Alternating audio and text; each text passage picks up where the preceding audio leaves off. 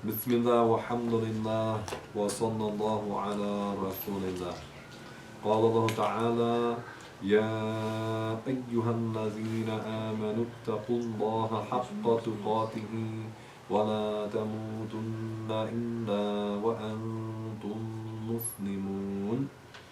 That Allah subhanahu wa ta'ala revealed in the Quran in Surah Al-Imran: O believers, fear Allah properly as you should, and do not die but as Muslims.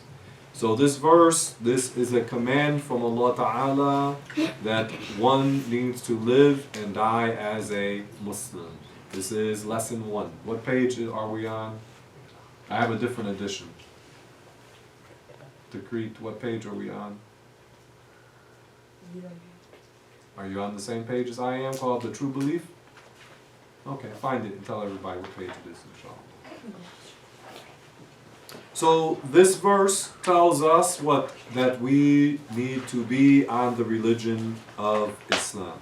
Now a few weeks ago, we talked about the purpose of life. What is the ultimate purpose of life? Yes, sir? Yeah, to worship the Creator, Allah Ta'ala. Okay? And we said that anybody who would think, like, what are some things that people pursue in this world? We said, what are some of the things people go after in this world? Money. They go after money. Can the pursuit of money be the ultimate purpose of life? No. Many of the people who get a lot of money, what happens to them? They become what? Miserable. Why do you think they become miserable? Why do you think they become miserable? They worked hard. They say they worked hard for the money. They got sometimes they get a lot of money, and they're what? Miserable. Why? Yeah. Because they keep spending money and they don't spend time with their friends and family. A lot of times a person, especially a lot of young guys, when they get out of college, we'll say Muslim people, because a lot of these people now, they don't get married. But the person will spend a lot of time going after a career, or however they're making money, and they spend very little time with their family. And then what happens to the family after a while? What happens? The family, the wife, she doesn't want to be what? She doesn't want to be married to him anymore, although she shouldn't ask for a divorce in general. But she doesn't want to be married to him anymore. How are the children acting? Quiet. You think quiet? Very disobedient often, yeah. Why is that? Because the father wasn't what? Wasn't home very much, okay? And also the person, when they go after the money, and if they get it, just for itself. I'm not saying, okay, get money so you can benefit people, benefit the society, benefit Muslims. I'm not saying if a person has that intention, but when he just chases the money for itself, what happens after he gets a chunk of money? What happens? One, he wants more. Two, yeah. He spends it. He has to worry about it. But he realizes what he worked so hard for doesn't bring real what? Doesn't bring real joy and satisfaction. Watch your foot. Okay, it doesn't bring. So then, if he's thinking like in this society, they tell people like basically the ultimate purpose in the way that people think is to get what? Rich. To get money, to get rich. And then when they get rich and they don't really have any satisfaction, then what do you think they're going to start to think? Yeah. That money isn't the true meaning of life. Yeah, but that's what they always were told. He worked so hard to get it. He might think that life has no meaning. Yeah, no purpose. This is what happens. We said many times in the lessons, and we talk about these these Hollywood stars. Yeah. They have of dunya. They have basically everything you would want of dunya. People want what? Fame. They want money. They want people related to fame. People to love them, on the surface level, to like them. They get all of that, and still they're not what? Happy. Because really, this chasing money or fame, this is not the ultimate purpose of life. But the ultimate purpose is to worship Allah Ta'ala. Allah Ta'ala revealed, وَمَا خَلَقْتُ الْجِنَّ وَالْإِنسَ إِلَّا لِيَعْبُدُونَ. That Allah has created the jinn and the humans, and they have been ordered to worship Him, worship Allah. So that's it. So that's it. So this verse tells us to die as Muslims. Tikri, did you find it? Okay, what page? Page 10. Page 10, everybody. Page 10. So the religion of Islam. Read for us, Lady Tikri. Islam is the true religion that the sound mind supports and is appropriate for every age and time. Good, tayyib. When you read something, I'll stop you, okay? So, the true religion is Islam. Allah Ta'ala revealed, Inna deena indallahi Islam. The only religion accepted by Allah is Islam. And somebody might say, oh, well, you're a Muslim, you're being biased. But how did we explain, like to a reasonable person, how would you explain, when we say Islam is the true religion, don't other religions say our religion is the true religion? Yeah, they do. But what is the core difference between our religion and these other religions we mentioned last time? What's the difference? Do other religions, do they pray? Yeah. Not the Islamic prayer. They pray. I'm not saying it's valid. I didn't say it's a valid prayer, but they what? Pray. Do some of these religions, do they fast? Yeah. Do some of these religions, they talk about having good conduct, you treat your neighbors nicely, your parents nicely. Do they teach this? Yeah. Do some of the religions, they have concept of some type of pilgrimage? I'm not saying Islamic Hajj, listen, I'm saying in their religion, okay? Do these religions, they talk about, sometimes they'll talk about going against your desires? Okay, this exists in other religions. But what distinguishes Islam, when we say Islam is the true religion, somebody says, well, you're a Muslim, you're biased, you're going to say that. But there is a way to show to a reasonable person that indeed this is the true religion. Yes, Sayyid? We believe Allah. It's our belief about the Creator. Our religion, we said that what distinguishes our religion, I mean, the main thing, like when you're explaining to someone, is that our belief in the Creator. And we talked last time, we said like the Hindus, what do the people, the women, you see they have a dot on their forehead sometimes. Some of the Hindus, what do they worship? You say, they say. They worship. They worship rats. Some of them worship rats. Yeah. Cows. They worship suns and moons. Yeah, they worship the things in the sky, some of them. Yeah. It's not, the Hindus don't have one single belief, they have lots of different beliefs. Some of them, they worship idols, okay? Cows was said, I think, right? So clearly, idols are not God. The cow is not the creator of the universe, for example. You see some of these pagan people like living in the jungles of the Amazon, what do they often worship? The jungle. Different things in the jungle, right? Animals, they'll say that they worship what they call spirits. In reality, what are they worshiping? The jinn, yeah, the demonic jinn. Yeah, because the demons, they'll try to trick them to worship creations. Yes? Like one way that you know that the cow isn't God and stuff like that is that there's only one God and there's multiple cows. Of course, there you go. Yeah, that's clear. So the belief of the Muslims is what distinguishes it, meaning if you want to explain to somebody, well, why do you follow Islam? Or you just do it because your parents do it. But we said that Islam is also religion that's supported by the sound mind. Okay, it's not just like, see, I did not grow up as a Muslim. I became a Muslim. Why? Because I investigated different religions and I compared them. And as you said, that Muslims are the people who truly worship one God. Okay? The Muslims truly worship one God. Now some people might say, well, we believe in one God, but they don't have the proper belief in God. Okay? Like the Christians, they say that they believe in one God, but then they say God is also a Trinity. The Jews, they claim to believe in one God, but then they say God rested, for instance, or that God is inside of heaven, for instance. So that's not the proper belief.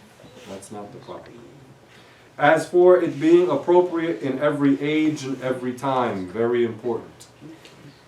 Hold on. You have now among people who call themselves Muslims, who are, we may call them modernist. What do we mean by these people who call themselves modernists? Sammy. People who change the religion to fit today's standards. Yeah, when you say today's standards, meaning what? Western, secular, Western standards. Not the standards of people in Papua New Guinea, for example. Always their frame of reference comes back to Western society. Meaning right now, what is popular at this minute. Yeah, this minute. So these people, how do we, now if they claim this is kufr, this is blasphemy. The religion is appropriate for all what? Ages and places. But we don't change the religion to fit the time. Rather, we try to change the time to fit the religion. Okay. How do we deal with this mindset? Let's go back a couple of steps. Why do the Western people say that, well, our religion, it has to fit with the time? What's the backstory for them to say that? Because again, we live in their country. We need to understand how they what? Baptist Christianity. Their backstory is what? You said it. It happened in Christianity. Their backstory is Christianity. What do we mean their backstory is Christianity and religion changes with the time according to them? Does it have to do with the Old Testament and the New Testament? Not so much, but that's a kind of a secondary point. But yeah, you could kind of weave that into the narrative. What's the backstory, Ahmed Ibrahim?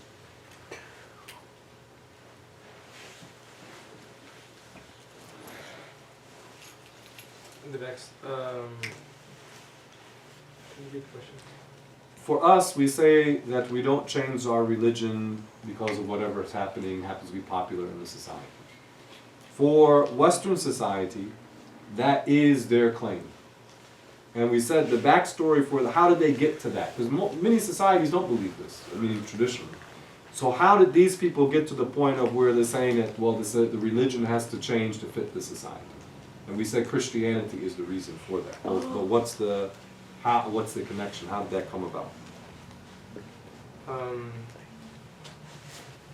Part of it was the disbanding of the church. What's that? Of the church. The Catholic Church, yeah, and the Protestant, early Protestant churches. What happened is for a long time, the people in Europe, the Western Europeans, the majority of them were all what? Catholics, okay? Christian Catholics. So they did not talk about progress because in their mind, what were they trying to do? Preserve the tradition of the church. To preserve the values of the church, okay? But then when they had the Protestant Revolution, when did this start? Roughly, when did this start? 14. The early 1500s. Remember Columbus came to America, what, 1492. And then all within that same era, or in the same era, about 1517, Martin Luther, not Martin Luther King, Martin Luther, that Martin Luther broke away from the Catholic Church. Okay? And then he said that he ended up starting what's called the Protestant Revolution or Reformation. So when that happened, you find that more and more of the Europeans start breaking away from Christianity. They start seeing things in the Bible don't make sense. They see that things that are related to what they were finding out in science, they didn't add up. You follow?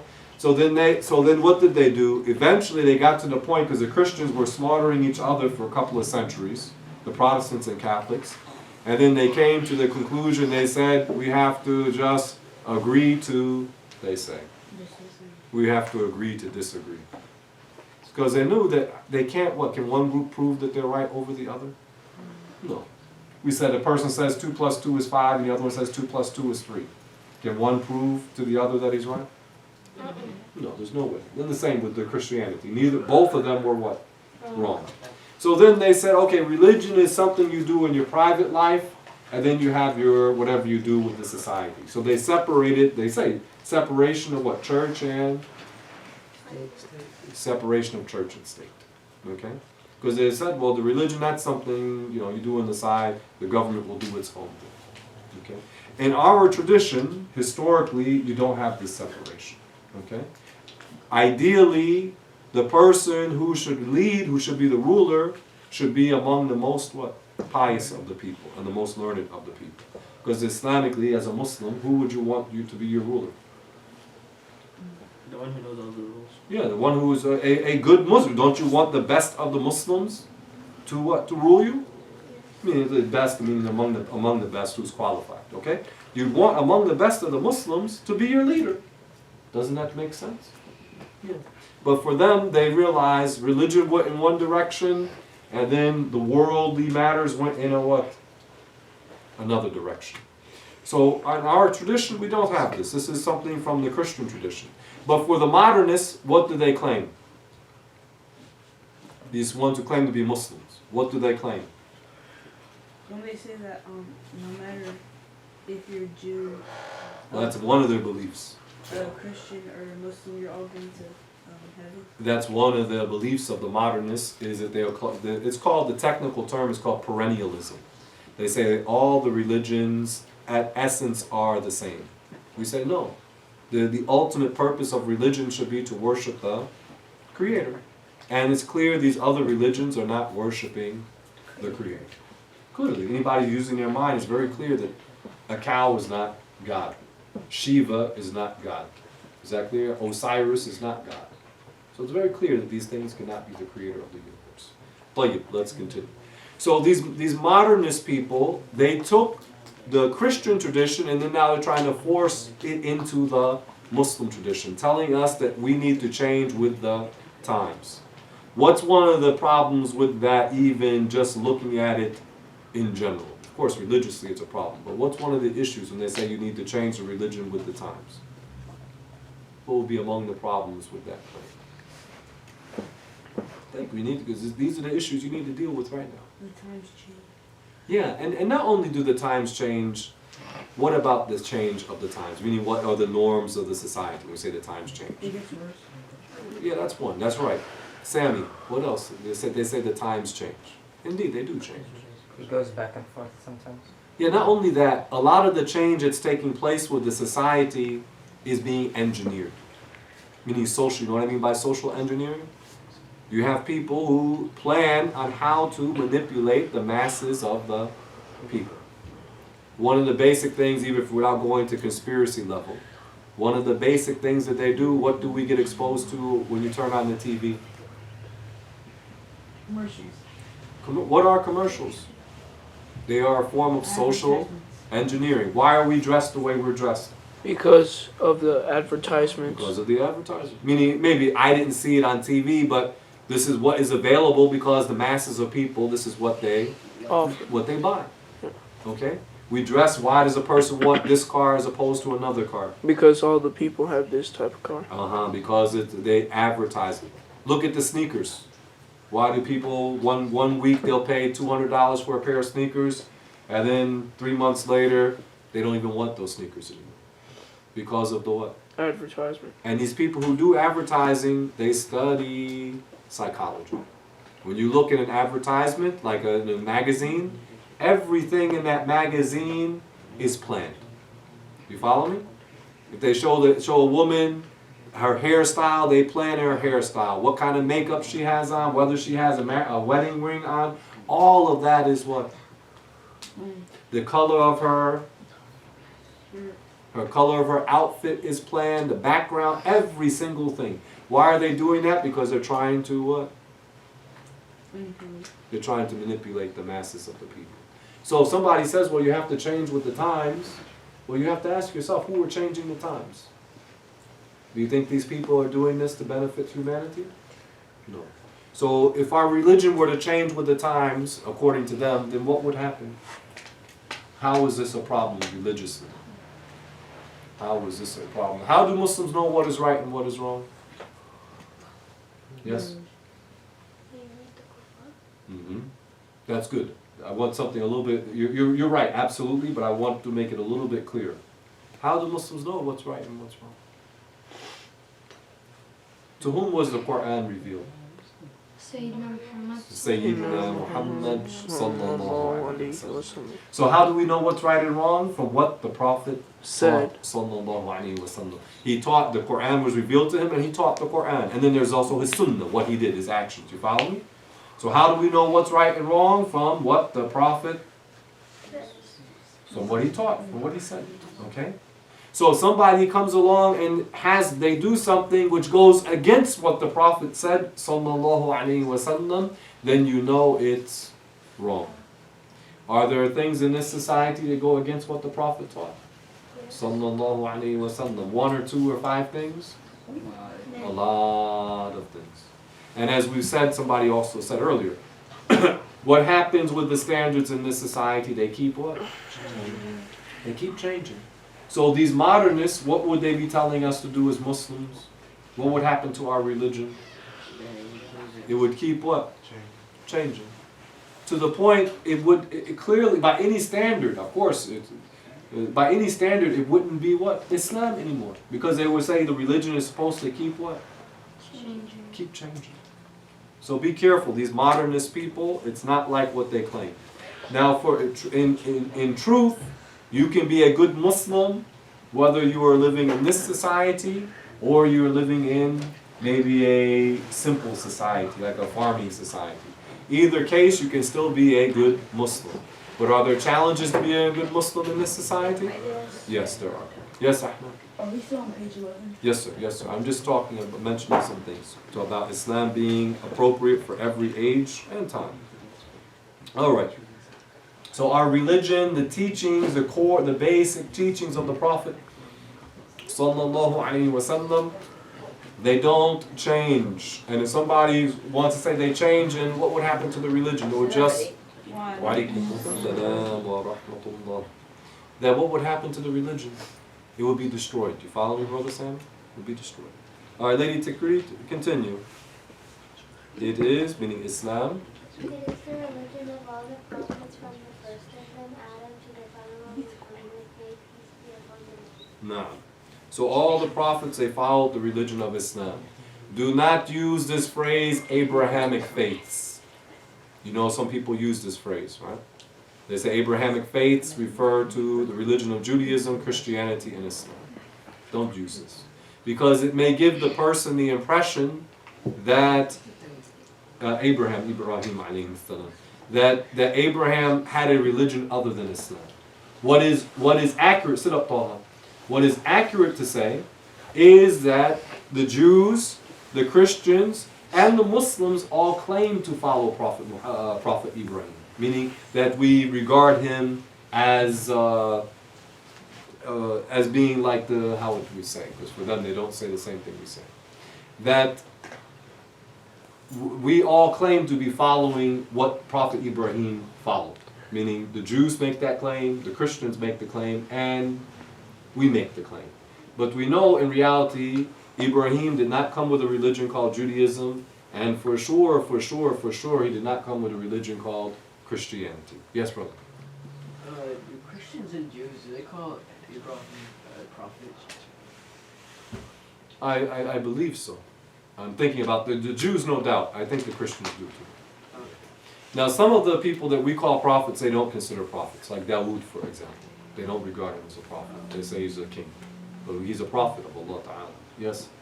Like, is it better if you don't know the phrase than like you don't say it? If you don't know it, if you don't know the meaning of what you said, you shouldn't say it. Or you should, or what The phrase about, Abrahamic faiths they call it. Don't use it. yeah, but like, is it better if you don't know it? If you don't know it, no, you should know it because people around you are going to, and you need to know. Oh, this is what they mean. Okay, so in that case, some things, if you don't need to know it, you don't need to know it. But in this is something you should be familiar with because people say it, and they say it in a way, even though they claim to be Muslim, they say it in a way to confuse people. In truth, all of the prophets, they had one religion, the religion of Islam. And it's not like the other religions, we mentioned some of them like Buddhism, the people they worship, at least some of them they worship Stones. Buddha. Okay? Christianity, the people they worship, Jesus, and one of his titles is the Christ, that they call him. So clearly these are religions named after people. Allah Ta'ala, the true religion of Allah Ta'ala is not named after a person. So we don't refer to Islam like what some of the Western people used to say about our religion. They call it Muhammadanism, giving people the impression that we follow or worship Prophet Muhammad. Is that clear? So we say Islam, you can say Muhammadiyya. You're following the religion of Prophet Muhammad sallallahu alaihi wasallam. But we don't worship Prophet Muhammad sallallahu alaihi wasallam. All right, Tikrit, Iqra'i. Muhammad, may peace be upon them all. Allah sent the prophets to guide the people to what is good and beneficial, to guide them to the piety and to teach them to be steadfast on this religion until the end of their lives. Very good. Barakallahu bikum. Okay, so we mentioned again, the prophets, they all came to tell the people to worship the one creator and not to worship any of the creation. Their belief was all the same, but some of the messengers, the laws that they came with were different. Not the belief is the same, but the laws from one messenger to another were different. Okay, like we've mentioned in the laws of Prophet Musa alayhi salam, those laws were stricter than the laws that we follow. What was the case in the laws of Prophet Musa if a person got his clothes contaminated with urine? Do you remember what they had to do in the laws of Prophet Moses alayhi salam? If your clothes, like the person, he was in the bathroom and some toilet water splashed on him. Okay, what does he need to do? Oh, wait, now or Now. What can he do? Wash it. He can what? Rinse it off with pure water. Okay, I mean, without going into the details. But in the laws of Prophet Musa, you could not rinse it off to purify it. What did you have to do? Sayyid Ahmed said it. You had to what? Take that and cut that piece of cloth out. You could not purify it. Okay, so those laws of Prophet Musa were more strict, or were stricter than the laws of Prophet Muhammad sallallahu alaihi wasallam. The belief was the one belief, but the laws were different. Okay, so be aware of that. Now, regarding among the reasons that Allah Ta'ala sent prophets and messengers to educate people about the proper belief in God, and also to know what would be beneficial to the human being in this life and in the afterlife. Yes, sir. Just stretching. Okay. So we said that how would you know what's to your benefit or detriment after you die? Is this something known by logic? No, it's not known by logic. So how do we know what's to your benefit or to your harm after death? You can't know it by logic because of what the prophet taught, or the prophets in general, what they taught. It's not something that's known by logic. But what the prophets teach doesn't contradict logic. Alright, do you follow the case here? Some things you can know just by using logic. Okay? Some things you can't know by logic, but if it's true, that true thing, it doesn't contradict logic. Alright? Give me a scenario, something you can know by logic. Give me something that you can know by logic, other than religion. Don't mention about the belief in God. Something other than that. Yes? 2 plus 2 is 4. Okay, you can know that 2 plus 2 is 4. Yes? At a red traffic light, you stop. Is that known by logic? No. Oh. No, that's just what the norm of our society. Okay? If everybody were colorblind, what would happen? They would all get going. Okay? That's not, what's a case that you know by logic? That, if you have a pizza, what am I going to say A next? circle. No, not about the circle. It's cut in 8. That the entire pizza would be bigger than any part. The whole is bigger than a part. And a part is smaller than the whole. You got it? Okay, this is something known by. Do we need to go get a pizza and then demonstrate it? Yes. No, you don't need to do it. Okay, you might want to eat it, but you don't need to get it. But this is something known by logic. Okay?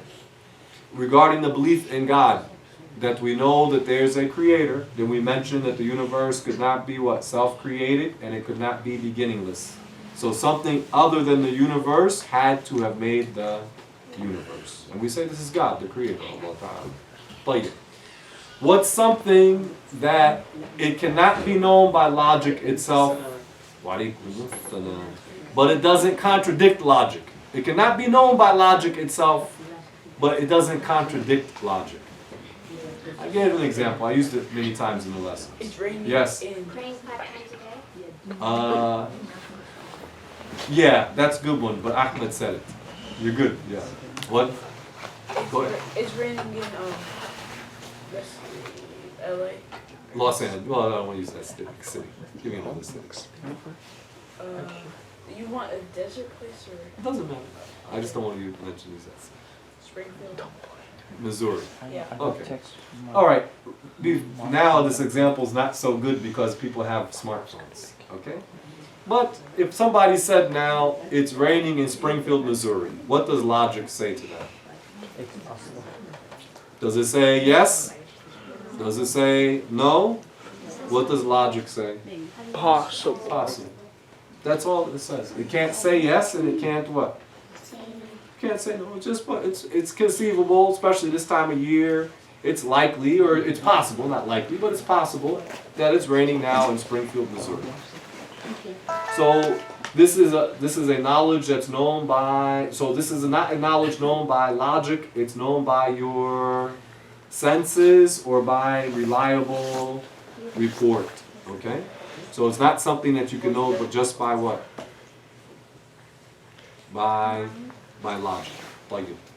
So the events of the afterlife or the laws of the religion, they're not something known by logic, but they don't contradict logic. All right? So, for example, the khuf. What is the obligatory part to wipe when you wear the khuf? You know, the khuf is like the leather sock. What's the obligatory part to wipe of the khuf? If you know, you know. If you don't know, don't guess. Yeah, usually common sense, so to speak. Although this is not the basis of the religion. Like this common sense, but will come to the mind at first. This is what I mean. Okay, you have this leather sock. You can just wipe over it, or you can wipe on it. Let's say.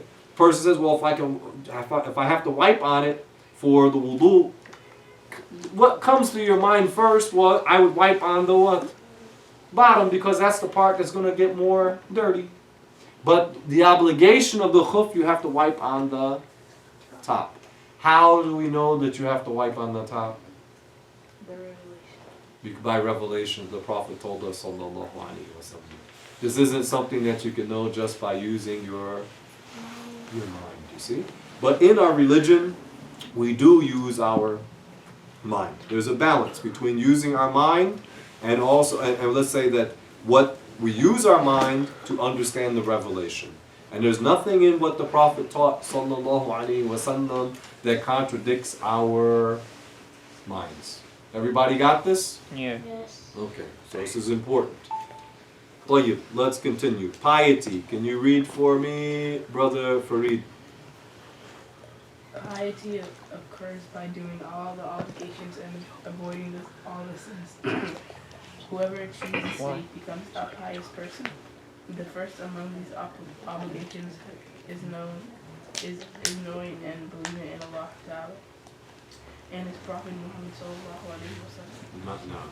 So the Prophet said, "Afdalul a'mali imanun billahi wa rasulih."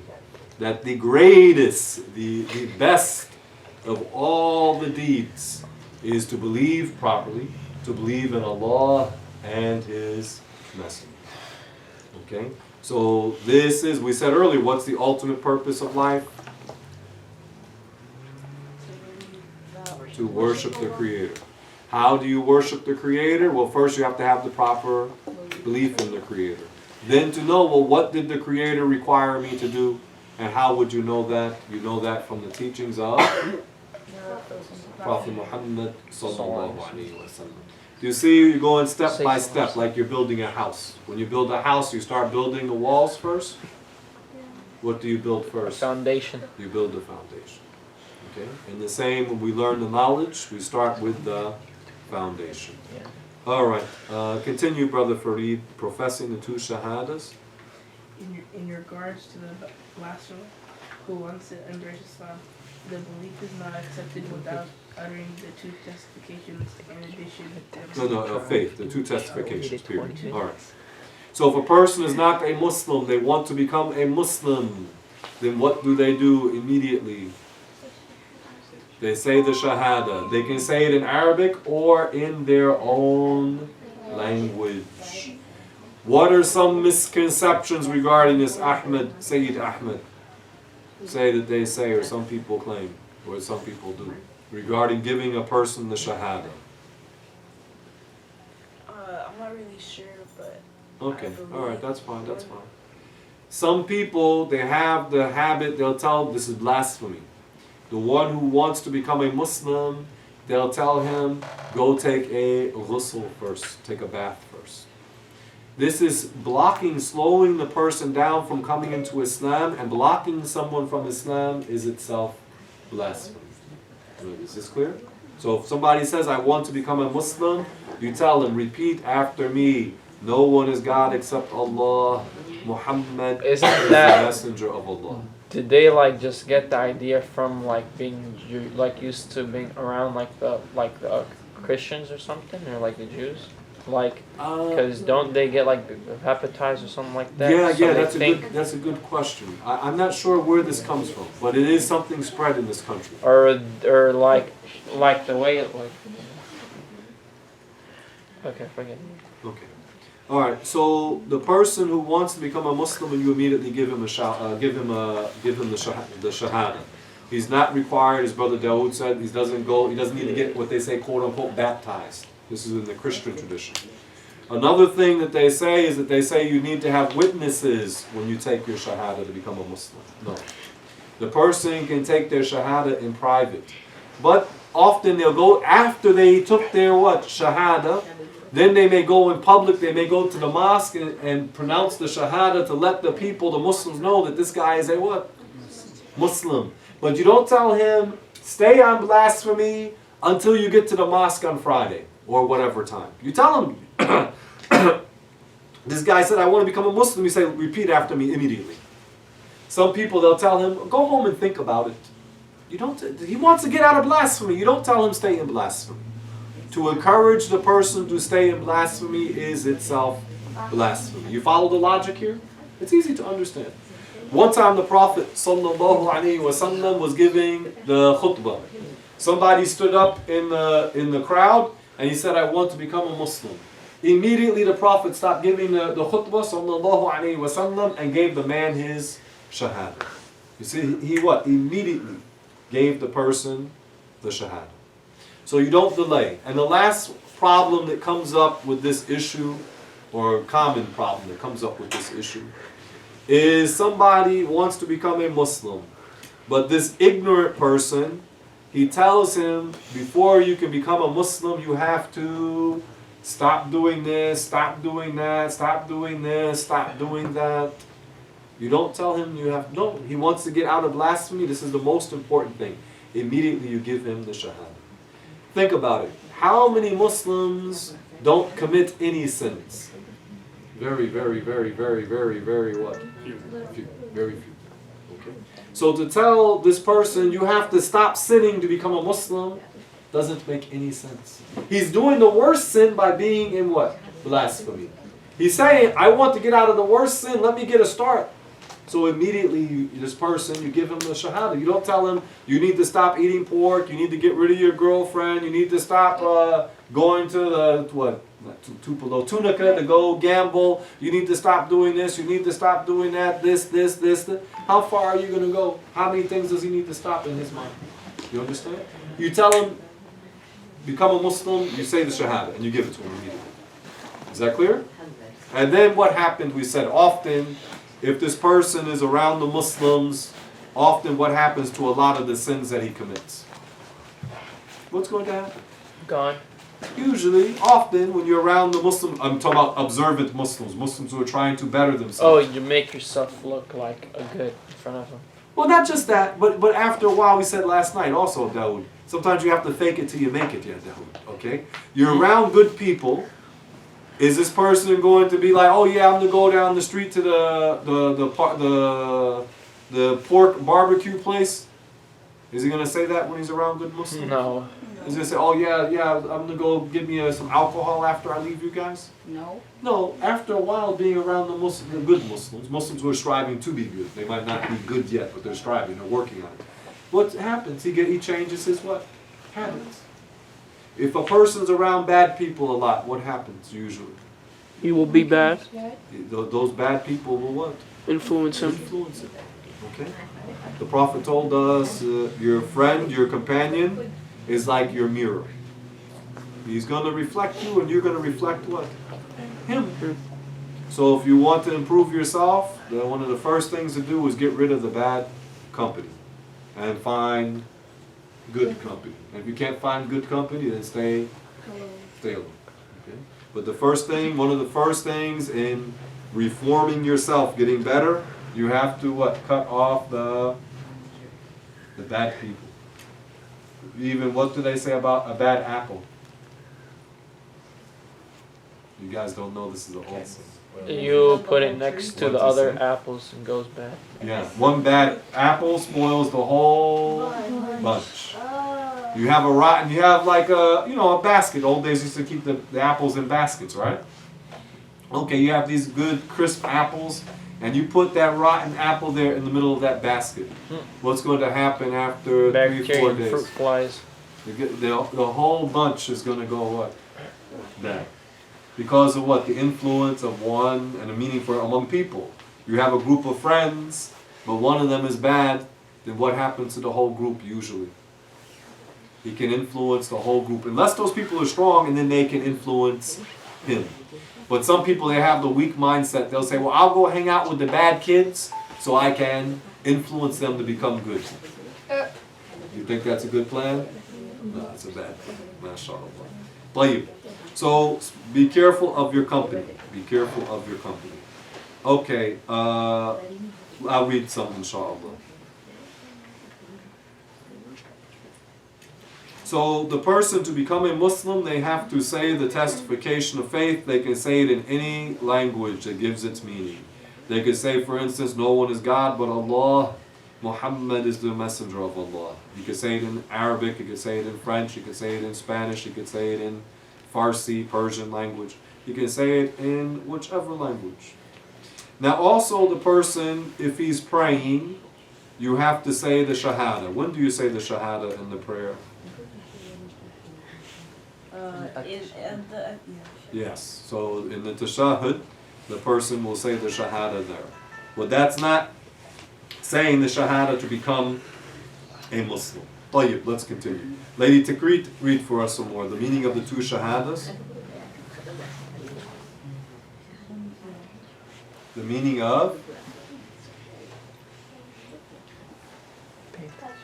The meaning of Ashhadu an la ilaha illallah is I know I believe and I declare that no one is God except Allah. No one deserves to be worshipped except Allah. What does I-E mean? I period, E period. Does it mean international? No. Example? No. Id est. That's a Latin phrase. That is. E.g. is for example. Okay, E.g. is for example, I.e. is that is. Okay. So the meaning of Ashhadu an la ilaha illallah is I know, meaning I have the proper understanding. I believe, which means I what? In this case, belief, we mean the person accepts it in the heart. And they what? And they utter it. So you have three components. What are the three components? Sit up, guys. What are the three components? Knowing, meaning understanding. What's the second component? Believing. Believing, meaning accepting. And the third component? Saying it. Saying it. Okay? Somebody might know the truth, but they don't what? Believe it. They don't believe it, they don't accept it. In the case here, belief, we mean accept it. They know the truth, but they don't what? Accept. Some people, they want to follow the truth, but they don't have the proper understanding. You see? They want to follow the truth, but they don't have the proper understanding. Okay? And also utter means what? To say it. Tayyib.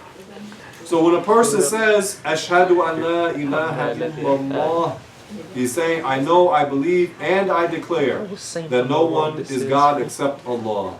That is, no one deserves to be worshipped except Allah. What is the definition Islamically of worship, Brother Umar? Islamically, when we say worship, what do we mean? Islamically.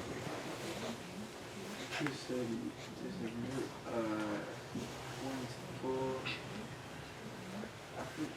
I don't know the wording. No, you need to know the wording here, okay? Some of the things are kind of like, you can, because this is, when we say worship, we have to mean it in the Islamic context, because in English we use it in different ways. People use it in different ways. Brother Sammy, what's the meaning of worship? Definition Islamically. The ultimate humility and submission to Allah. What was the first part? The ultimate? Humility and Yeah. submission to Allah. The ultimate humility, subjugation, submission to Allah Ta'ala. Submission. Which is rightfully for Allah Ta'ala. Okay? So worship is not just loving someone, worship is not just following someone, but rather worship is it, or fearing someone, this is not worship. Worship is this ultimate degree of submission, humbling oneself, and subjugation. The meaning, قال المؤلف, the meaning of أشهد أن محمدًا رسول الله is I know, I believe, and I declare that our Master Muhammad sallallahu alayhi wa sallam, who is the son of Abdullah,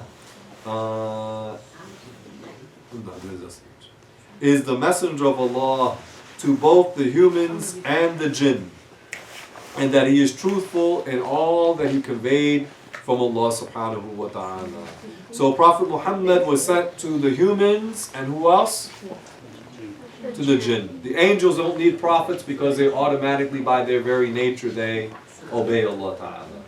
So the Prophet was sent not only sallallahu alayhi wa sallam to humanity, but also to the jinn. So this is something amazing to think about, mashallah. Let's read a little bit more. We're almost done. Takreet, finish for us, please. To confirm that Allah is the one and only God, and that Muhammad. Oh, Afwan, go back. The purpose of the two testifications. Say it that way.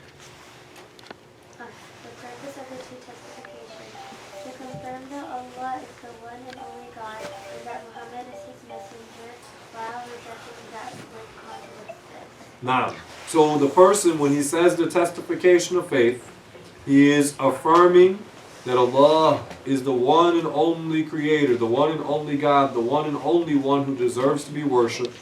That Prophet Muhammad sallallahu alayhi wa sallam is the messenger of Allah subhanahu wa ta'ala. So when he's rejecting what contradicts it, like people who pray to idols, or someone who claims that he's a prophet after Prophet Muhammad sallallahu alayhi wa sallam. Allah Ta'ala revealed in the Quran, وَمَنْ لَمْ يُؤْمِن بِاللَّهِ وَرَسُولِهِ فَإِنَّا أَعْتَدِنَا لِلْكَافِرِينَ سَعِيرًا. This verse is very strong. Earlier I mentioned this idea of perennialism. What did we say perennialism means? This was Did you say something about Christians and Jews and Muslims being the same? We'll all categorize. Among the bad beliefs of the modernists is that they believe in perennialism. And they say one of their bad claims is that they say that whatever religion you follow, if you go back to the essence of that religion, that they're all the same. Which is not true, because we just said the other religions in reality, they don't worship the Creator. Alright? So this verse, what does it tell us? What's the meaning of this verse, Lady Tikrit? The one I mentioned, وَمَنْ لَمْ يُؤْمِن بِاللَّهِ وَرَسُولِهِ فَإِنَّا أَعْتَدِنَا لِلْكَافِرِينَ سَعِيرًا. What does it mean?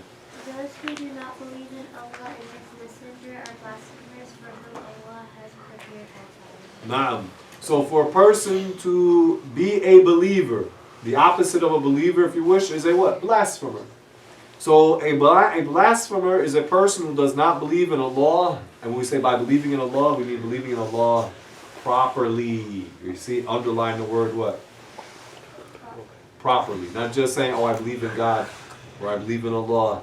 Person has to believe in Allah properly, and he has to believe in the Prophet Muhammad sallallahu alaihi wasallam. So how does this verse refute the perennialist? Because they say, oh, well, the Christians and Jews, they believe in God. And we have to stop them even on that point.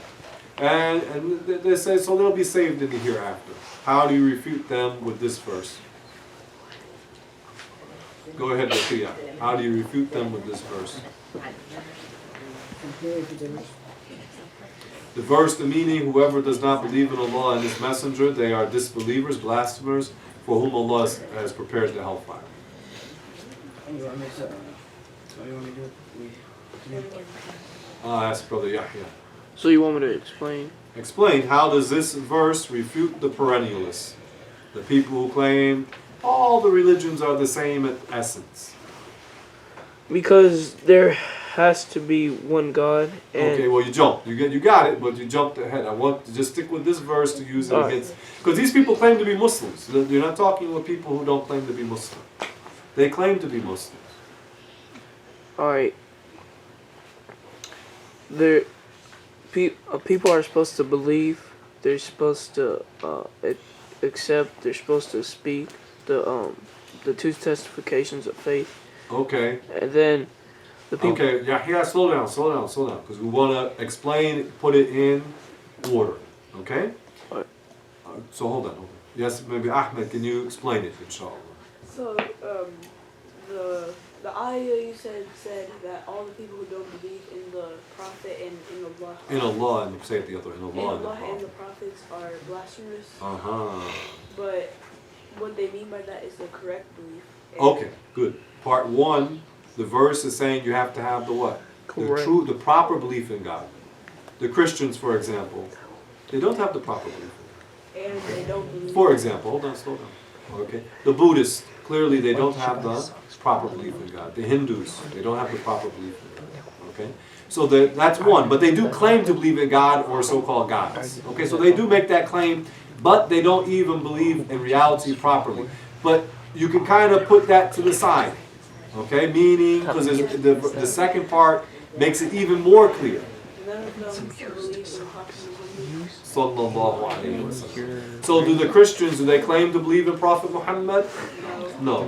Do the Buddhists, do they claim to believe in Prophet Muhammad? No. Do the Hindus, do they claim to believe in Prophet Muhammad? No. So the verse tells us to not be a blasphemer. To be a believer, you have to believe in Allah and the Messenger, Prophet Muhammad sallallahu alayhi wa sallam.